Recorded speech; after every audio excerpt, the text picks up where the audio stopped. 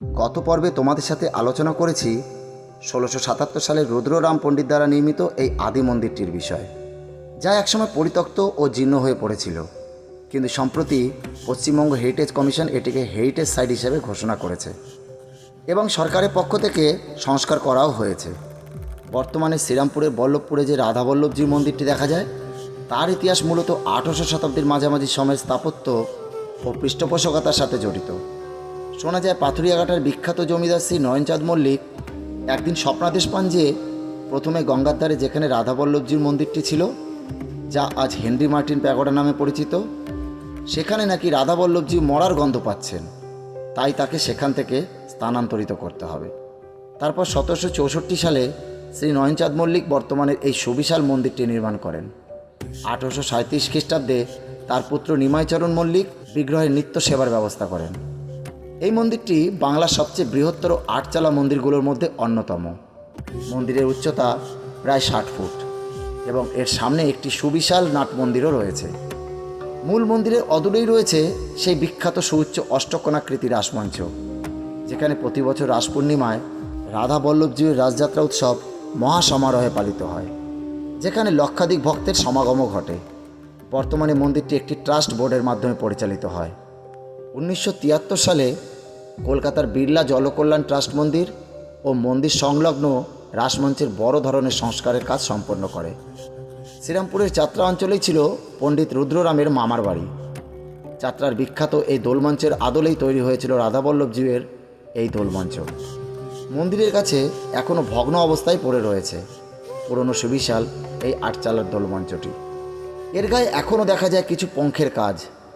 প্রতি বছর মাঘী পূর্ণিমায় এই রাধাবল্লভজির মন্দিরে একটি বিশাল উৎসব অনুষ্ঠিত হয়। কথিত আছে যে আজ থেকে প্রায় ৫০০ বছর আগে এই মাঘী পূর্ণিমার দিনে রুদ্ররাম পণ্ডিত এক রাত্রিরে একটি শিলাখণ্ড থেকে ৩টি কৃষ্ণমূর্তি নির্মিত করেন। আরও শোনা যায় যে রুদ্ররাম পণ্ডিতের ৩টি কৃষ্ণমূর্তি নির্মিত করার সময় নাকি স্বয়ং ভগবান বিশ্বকর্মা তাকে এই মূর্তি নির্মাণ করতে সাহায্য করেছিলেন, যার প্রথমটি রয়েছে শ্রীরামপুরের এই রাধাবল্লভজি মন্দিরে, দ্বিতীয়টি রয়েছে সাইবর নন্দ দুলাল মন্দিরে এবং তৃতীয়টি রয়েছে খড়দহের শ্যামসুন্দর মন্দিরে। সারা বিশ্ব থেকে এই দিনে গৌড়ীয় বৈষ্ণবরা এই উৎসবে অংশগ্রহণ করতে সমবেত হন।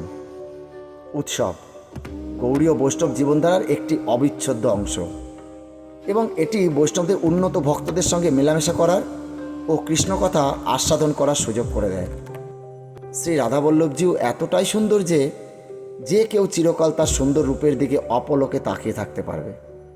তার মনোহর হাসির দিকে তাকালেই এই বস্তুগত জগতের অলীক সমস্যাগুলো ভুলে থাকতে পারবে। আমি রাধাবল্লভ মন্দির ট্রাস্টির সভাপতি প্রদোষ চক্রবর্তী। প্রথমেই মন্দিরটি আমাদের এখানে ছিল না। মন্দিরটি ছিল আপনার, যেটা এখন প্যাগাডো নামে, গঙ্গার ধারে। ওখানে প্রথমে মূর্তি রাখা হয় এবং মূর্তিটি নিয়ে আসেন আমাদেরই বংশভূত রুদ্ররাম পণ্ডিত। তিনি প্রতিষ্ঠিত করেছেন রাধাবল্লভ, শ্যামসুন্দর এবং নন্দদুলাল। মাঘী পূর্ণিমার দিনকে প্রতিষ্ঠিত হয়। এই পাথর ছিল নবাবের সিং দরজায়। তা নবাব যাবার সময় যখন যাচ্ছিল তখন ওই পাথর ঘেমে তার মাথায় পড়েছিল। তখন মহামন্ত্রী ছিল হিন্দু। তখন মন্ত্রী জিজ্ঞেস করল, তখন নবাব জিজ্ঞেস করলো, আচ্ছা এই মন্ত্রী পাথর থেকে ঘাম হলে ভালো না খারাপ? তখন মহামন্ত্রী পাথরটাকে রেখে দেবার জন্যে বললো, আমাদের হিন্দু ধর্মে এটা অশুভ। তখন পাথরটাকে রেখে দেয় এবং রুদ্ররাম পণ্ডিত, ওনার চাদরা দোলতলায় মামার বাড়ি ছিল। ওনার ছিলেন অ্যাকচুয়ালি যশোরের লোক। উনি চাদরা, শ্রীরামপুর চাদরা দোলতলায় মামার বাড়িতে এসে থাকতেন। তা ওনার মামা বলেছিল যে আমি গঙ্গা স্নান করে এসে নারায়ণ সেবা দেবো, কিন্তু তার আগেই রুদ্ররাম পণ্ডিত নারায়ণ সেবা দিয়ে দেন এবং মামা করমপেটা করে ওনাকে তাড়িয়ে দেয়। তখন এই চত্বরের নাম ছিল আখনা গ্রাম। তখন মনের দুঃখে এখানে ইনি তপস্যায় ধ্যানে বসেন এবং ঘাটেতে রাধাবল্লভ, তখন টুনিমুনির ঘাট ছিল, ওই ঘাটেতে উনি স্বপ্নাদেশ পান যে নবাবের সিংহা মহামন্ত্রীর কাছে একটি পাথর রাখা আছে, ওই পাথর রেখে তুমি আমাকে প্রতিষ্ঠিত করো। তখন ওই তিনটেই তখন যায় মহামন্ত্রী। তখন বলো, আপনার মহামন্ত্রী স্বপ্ন দেখেন পণ্ডিত আসবেন এবং উনি ওই পাথর থেকে এবার 3টি কৃষ্ণমূর্তি হবে। তখন তিনি 3টে কৃষ্ণমূর্তি মাঘী পূর্ণিমার দিনকে প্রতিষ্ঠিত করে এবং খড়দার শ্যামসুন্দরে বীরভদ্রর কাছে একটি নিয়ে যান। শ্যামনগরে খড়দার শ্যামসুন্দর এবং সাইবনের নন্দদুলাল যে মন্ত্রী ছিল তার গ্রামেতে নিয়ে যায়। এখানে সবচেয়ে বড় আকর্ষণ হচ্ছে রাস পূর্ণিমা, দোল পূর্ণিমা, জন্মাষ্টমী, ঝুলন উৎসব, মাঘী পূর্ণিমা। মাঘী পূর্ণিমার দিনকে লক্ষাধিকের ওপর লোক হয় এখানে। মেলা বসে, আপনার রাসের সময় বসে, মাঘী পূর্ণিমাতে বসে, সবচেয়ে বড় মেলা হয় ঝুলন যাত্রায়। এই মন্দিরটাই শঙ্করের রাসমঞ্চ। এখানে রাসের সময় রাধাবল্লভ কাঁধে করে ওই মন্দিরে যান।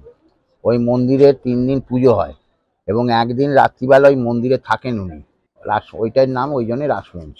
আগে দোলযাত্রা ওখানে হতো ওই মন্দিরে, ভাঙা মন্দির পড়ে আছে ধ্বংসাস্তূপের সময়।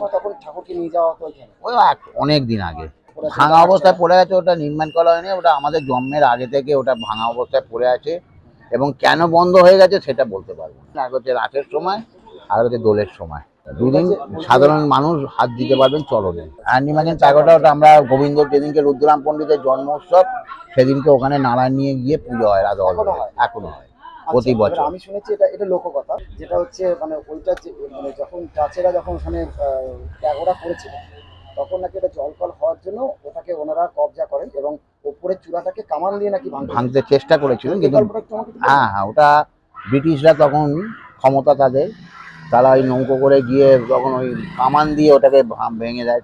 মন্দিরটাকে ভাঙার চেষ্টা করেছিলেন কিন্তু মন্দির ভাঙতে পারেনি, চূড়োটা ভেঙে গেছিল। সেই অবস্থায় আছে। তারপর ডেনিশরা মারা যান এবং ডেনিশরা ওখানে দখল করে নেয়। তখন আমাদের পূর্বপুরুষদের ক্ষমতা সেরকম ছিল না, তখন গায়ের জোরে মানে পুলিশ দিয়ে ওটাকে দখলে আনে। এই তো গেল রাধাবল্লভজিউ এবং তার মন্দিরের ইতিহাস। কিন্তু একই রাতে ও একই সাথে নির্মিত আরও 2টি বিগ্রহ নন্দদুলাল ও শ্যামসুন্দর মন্দিরের ইতিহাস জানতে আমার এই পেজটি বা চ্যানেলটিতে চোখ রেখো। খুব শিগগিরই আসছি সেই 2টো ভিডিও নিয়ে। আজকের জন্য টাটা, তোমরা ভালো থেকো।